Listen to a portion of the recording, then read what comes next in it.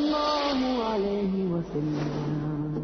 And I close my eyes, and I'm floating in love.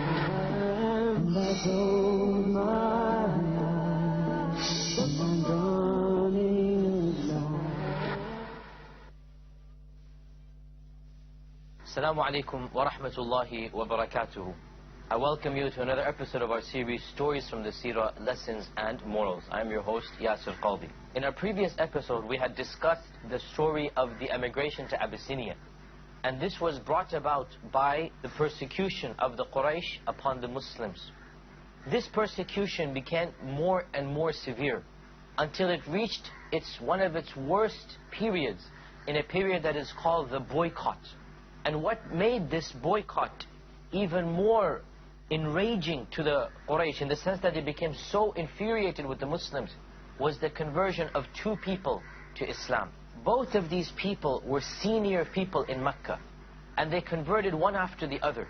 And when they converted, the Quraysh, their anger kept on getting more and more and more, until finally they reached this conclusion of the boycott.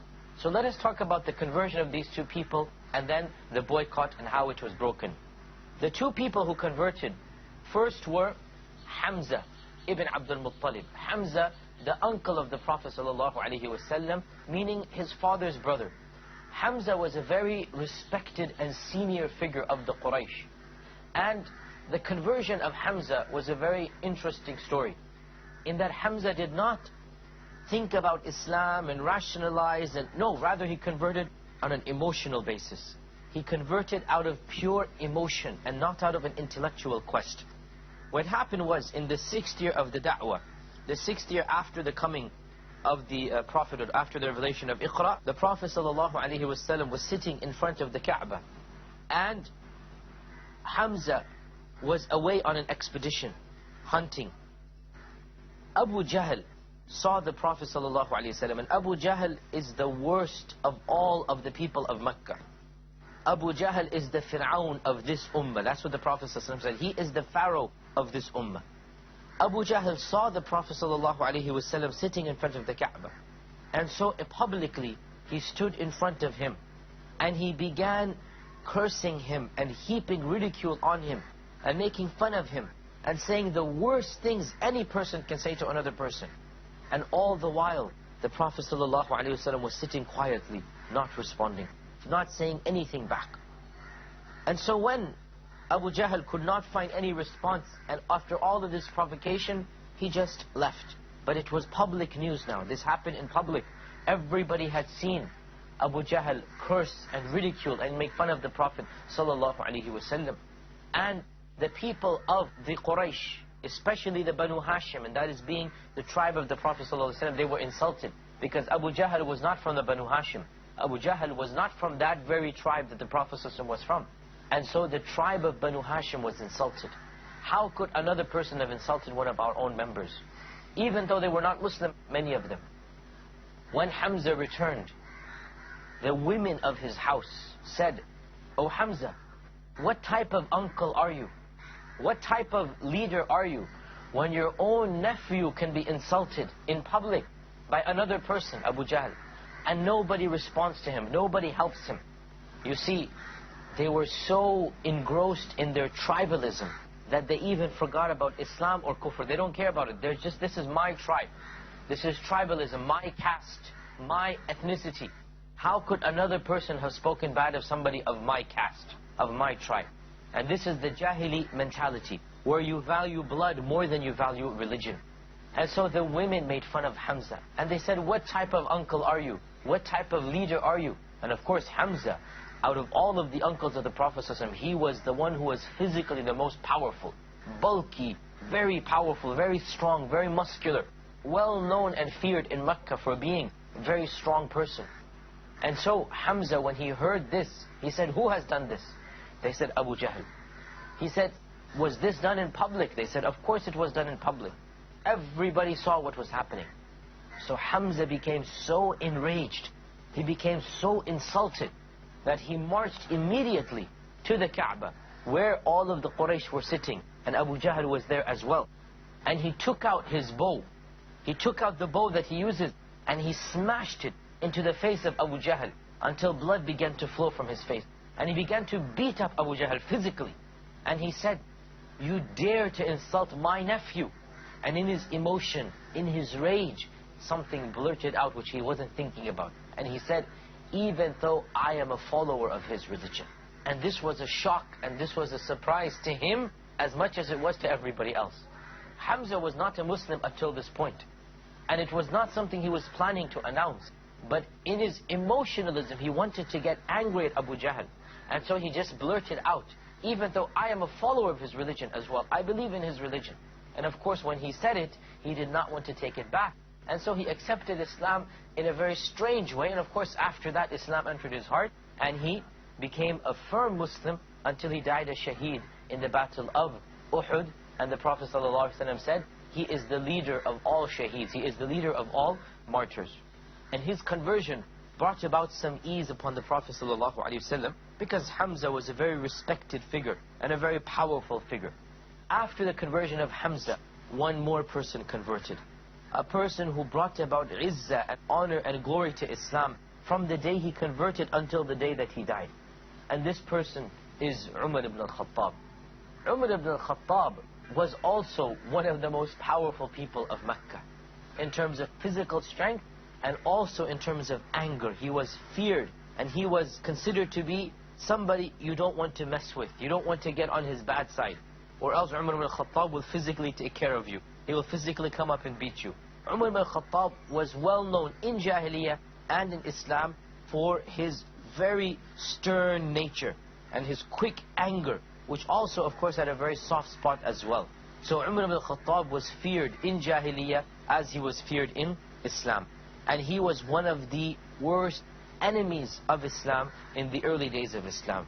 He was one of the people who did the most he could to prevent people from accepting Islam, to try to make sure that Islam did not spread. But Allah Azza wa Jal had willed otherwise. That is because the Prophet ﷺ had made a dua to Allah subhanahu wa ta'ala, "O Allah, guide one of the two Umars who is more beloved to you to Islam." Which of these two Umars was he referring to? The first of them, Umar ibn al-Khattab, and the second is Abu Jahl. Abu Jahl's name was Amr ibn Hisham. Amr is similar to Umar. Amr and Umar come from the same root. So the Prophet ﷺ made a dua to Allah, "O Allah, guide whichever of these two is more beloved to you, Umar ibn al-Khattab or Abu Jahl." And the more beloved of the two was Umar ibn al-Khattab. And so Allah subhanahu wa ta'ala willed that Umar ibn al-Khattab accept Islam.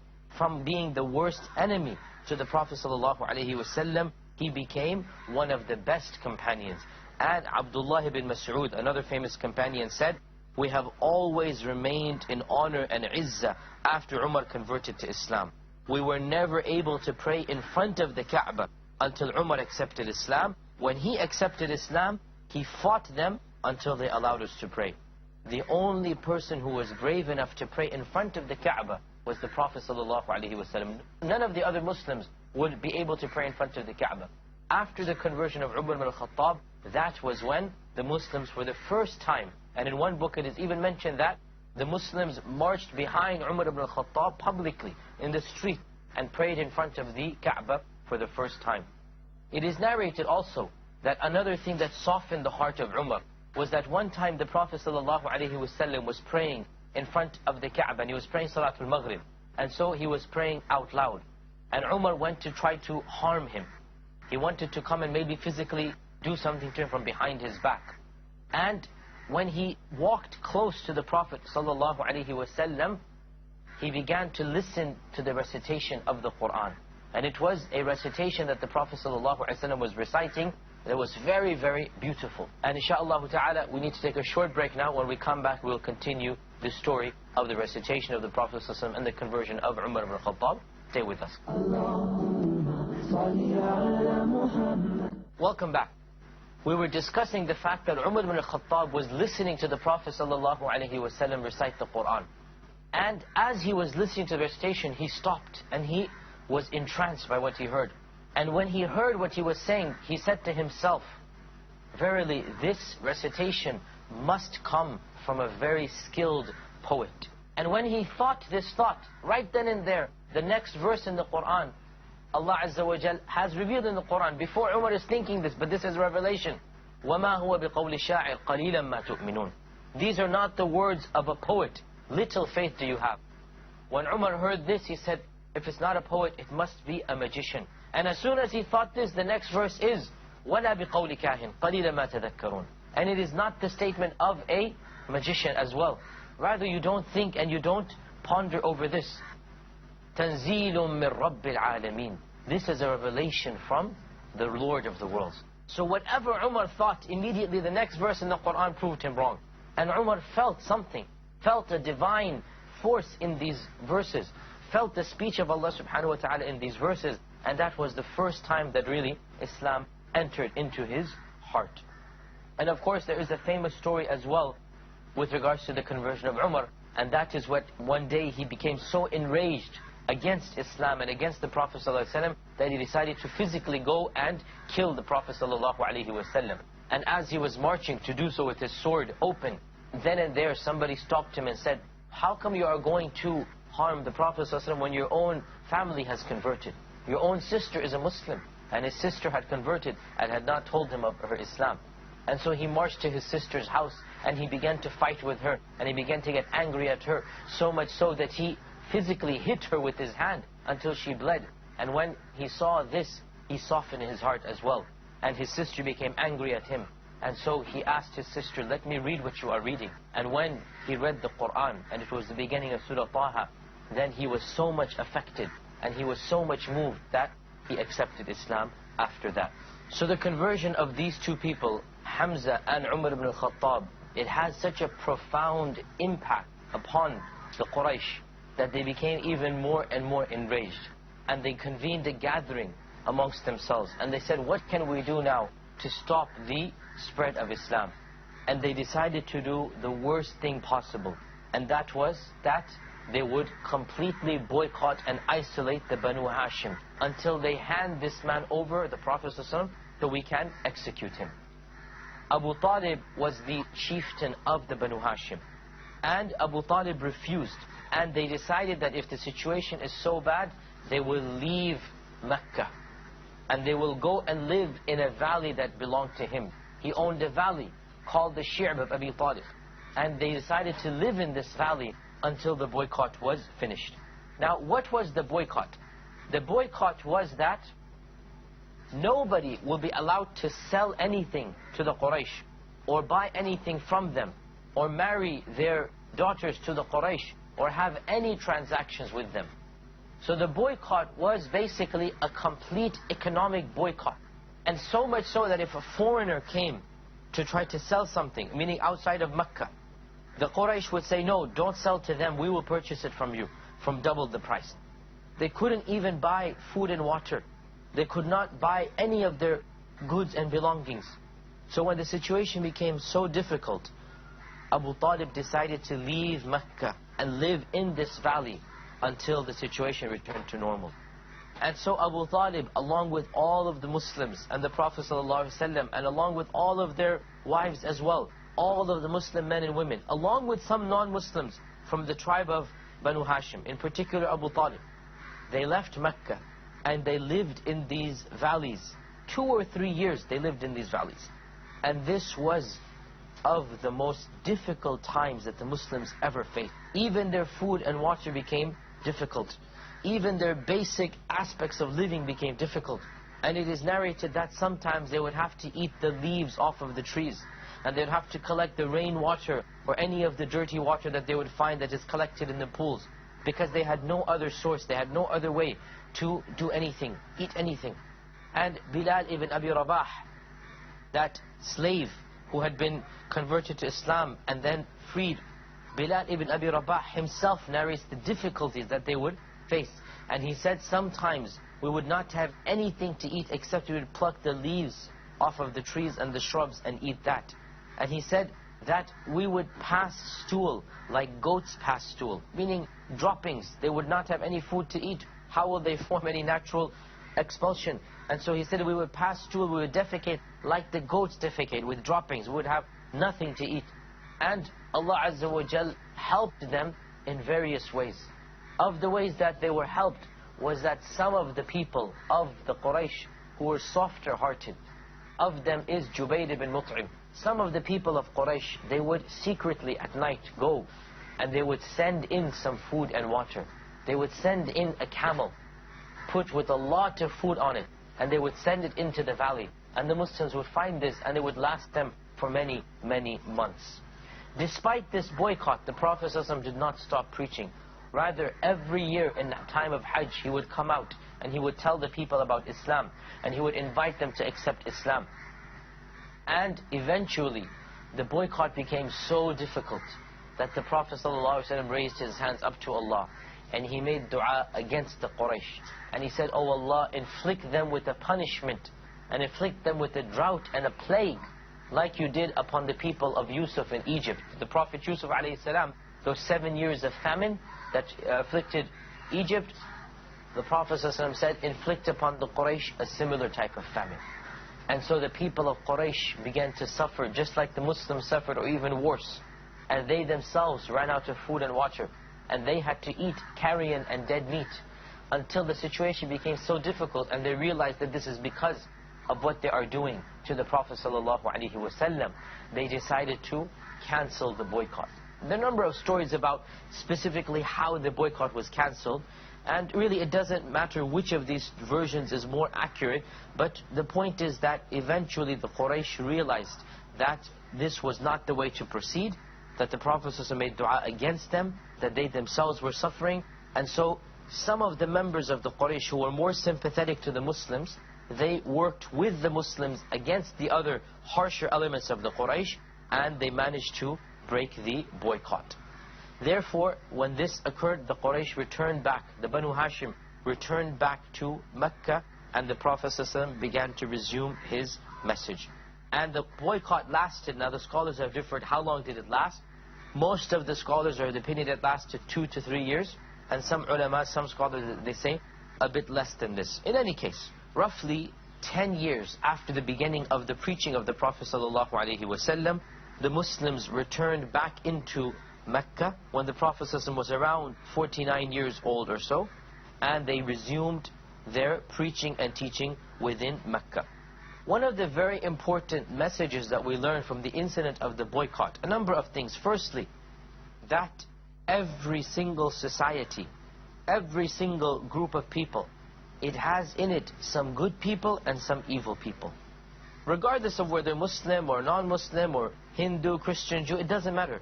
You will always find a group of people who are closer to the truth and closer to justice than other people.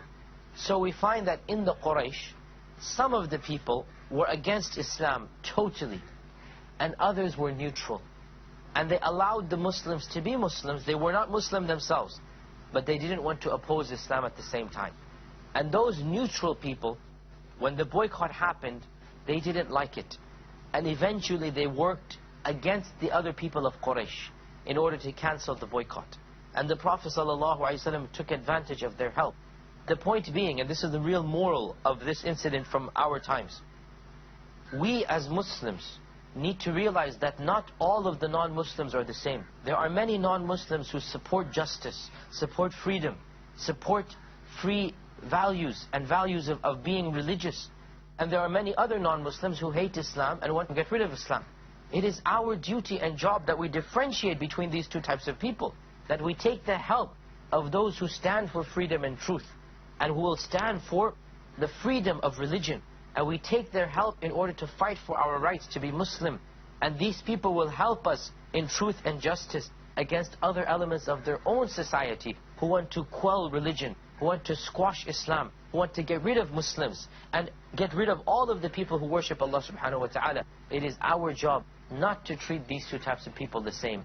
Those who stand up for freedom and truth, we take their support, we take their help, we take advantage of them, and we work with them in legitimate ways, in ways that are permissible and not in illegitimate ways. We work with them in order to establish our rights as Muslims, in order to be free to worship Allah and to pray and to fast and to give charity to the poor, in order that we are able to practice Islam the way that we see fit.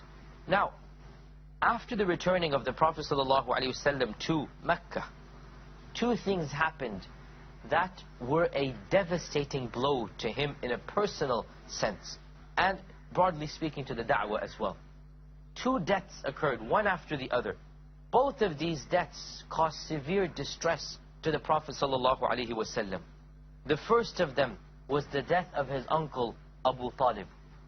Abu Talib was the full brother of his father Abdullah. Abdullah, the father of the Prophet ﷺ, had a full brother, Abu Talib, meaning the mother and father were the same. Other uncles of the Prophet ﷺ were half-brothers, meaning the father is the same but different mothers. Abu Talib was a full brother. And Abu Talib was a caretaker of the Prophet ﷺ ever since the Prophet ﷺ was a boy. He was literally a father figure to the Prophet ﷺ. And he supported the Prophet ﷺ just like a father supports his son. Even though Abu Talib was not a Muslim, the Prophet ﷺ tried to convince Abu Talib to accept Islam, even until his deathbed. But Abu Talib refused. Why? Because he valued the fact that he was the son of Abdul Muttalib. Abdul Muttalib, this famous chieftain, this warrior, everybody respected him. And Abu Talib is his son.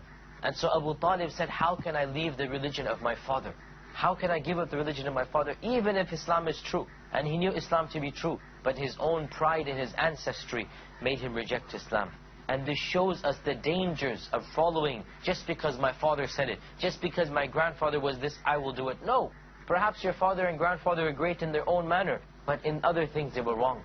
And this was the case of Abu Talib, that he followed his own father, and because of that he died in a state of non-Islam. He died in a state of shirk. The second death to follow was even more severe and more personal to the Prophet ﷺ, and that was the death of Khadija, his wife. Khadija, who supported the Prophet ﷺ like no other person supported him. Khadija, the first Muslim to believe in the Prophet ﷺ. Khadija, who consoled the Prophet ﷺ. She really and truly was a loving and a supporting wife to the Prophet ﷺ. Abu Talib protected him on the outside, and Khadija gave him the inner support and the moral support that he needed inside of his house. Abu Talib and Khadija put together were the main human beings who supported the Prophet ﷺ, the one of them externally, the one of them internally. And both of them died within the span of a few weeks. Within the span of a few weeks. And the Prophet ﷺ was greatly affected. So much so that this whole year is called the year of sorrow, the year of grief. Because the Prophet ﷺ was greatly grieved by the deaths of Abu Talib and the deaths of Khadija. And if that were not enough, then a third incident happened that in some ways even more severe than this.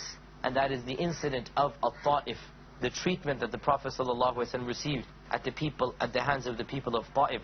These three incidents, the death of Abu Talib and the death of Khadija and then the incident of Al-Ta'if, they all occurred in 1 year. And this really and truly was the low point in the seerah of the Prophet ﷺ. This was the most depressing points of the life of the Prophet ﷺ, and that is why the scholars of Islam, they called this year the year of the sorrow. As for the incident of Al-Ta'if, it is a very moving incident, and it is a very, very emotional incident, and it is an incident that out of all of the incidents of the seerah, the Prophet ﷺ himself said, this was the incident that affected me the most. And that is the incident that will be the topic of our discussion, inshaAllah ta'ala, in our next episode. We hope to see you then. Until next time, Assalamu alaikum wa rahmatullahi wa barakatuh.